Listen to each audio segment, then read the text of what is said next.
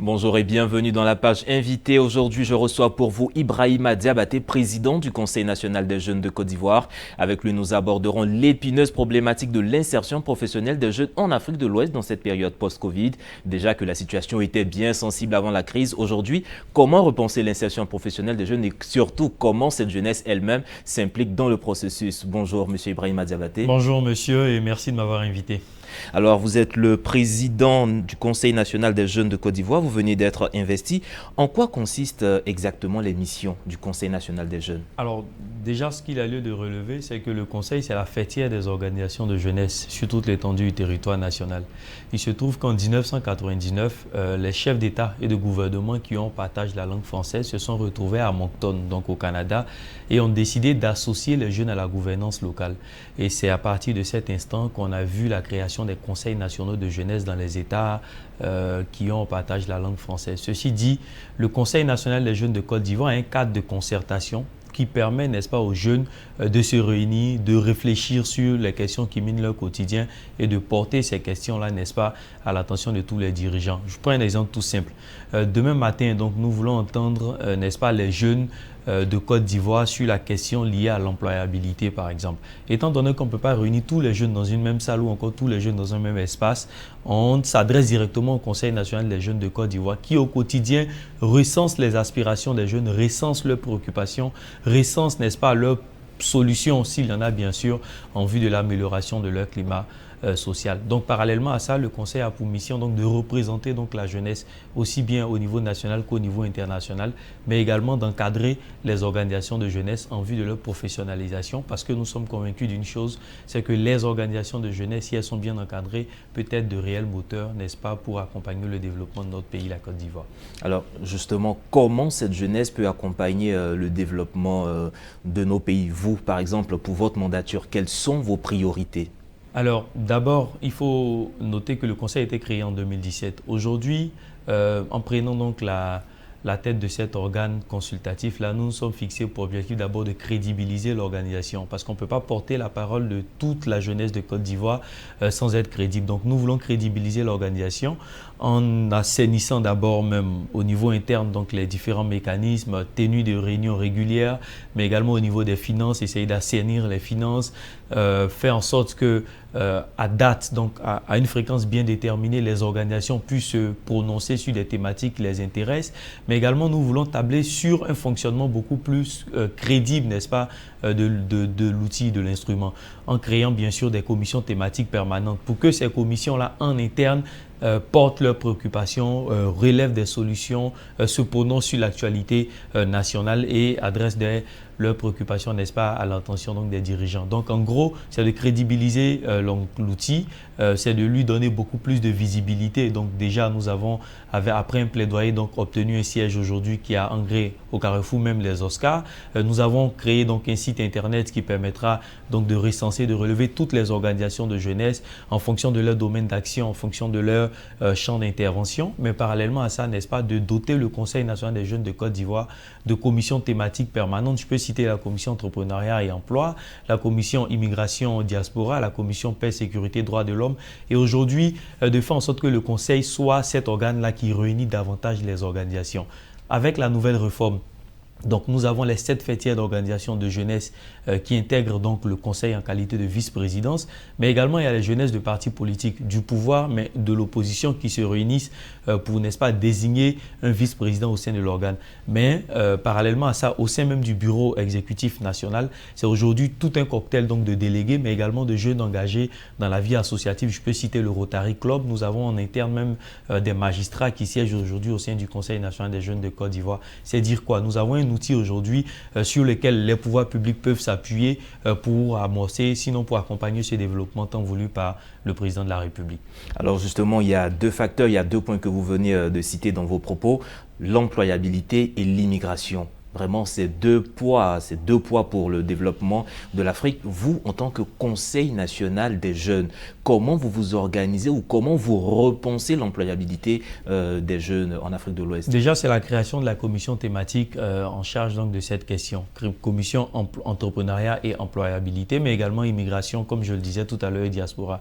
Et ces commissions-là vont se réunir et travailler en interne, donc un président, vice-président, rapporteur, mais également des membres.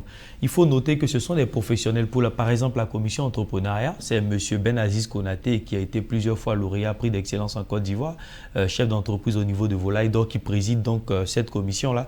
Et Benaziz Konaté et donc les autres membres de la commission vont réfléchir sur des solutions concrètes, vont diligenter des enquêtes en interne, mais vont eux-mêmes également repenser dans la mesure de leurs possibilités, n'est-ce pas, à des solutions, proposer ces solutions-là, n'est-ce pas, au ministère de la promotion de la jeunesse. Déjà, nous nous réjouissons des dispositions qui ont été prises au niveau du ministère et qui permettent aujourd'hui au Conseil de siéger au sein du Conseil d'orientation de l'Agence Emploi Jeune, c'est-à-dire là où toutes les grandes décisions de l'Agence Emploi Jeune se prennent. Aujourd'hui, on a un représentant du Conseil national des jeunes qui y siège. Au niveau également du Bureau de coordination des programmes en charge de l'emploi, le BCPE Emploi, nous avons un représentant qui siège au sein de cette commission.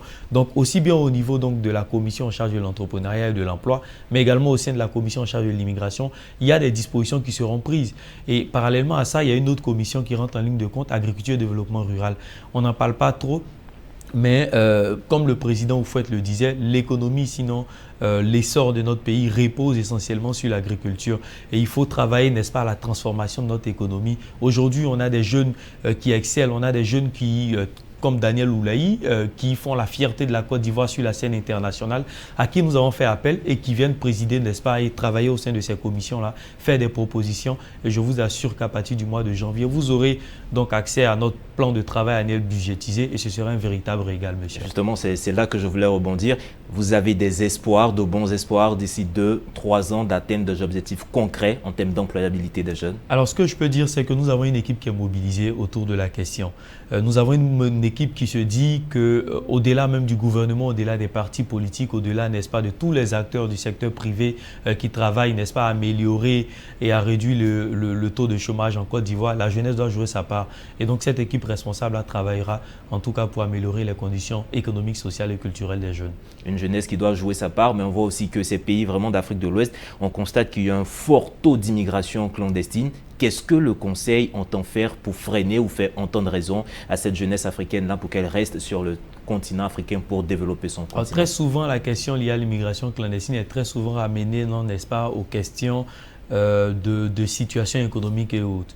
Alors, quand on essaie donc de faire le ratio de ceux qui vont, on se rend compte que ce qu'ils investissent, n'est-ce pas, dans le départ vers l'Occident ou encore vers ce qu'ils appellent en griffe l'Eldorado, n'est pas très souvent négligeable et c'est très souvent des moyens qui sont mis à disposition, qui s'y sont mis à leur disposition, peuvent leur permettre, n'est-ce pas, d'entreprendre valablement.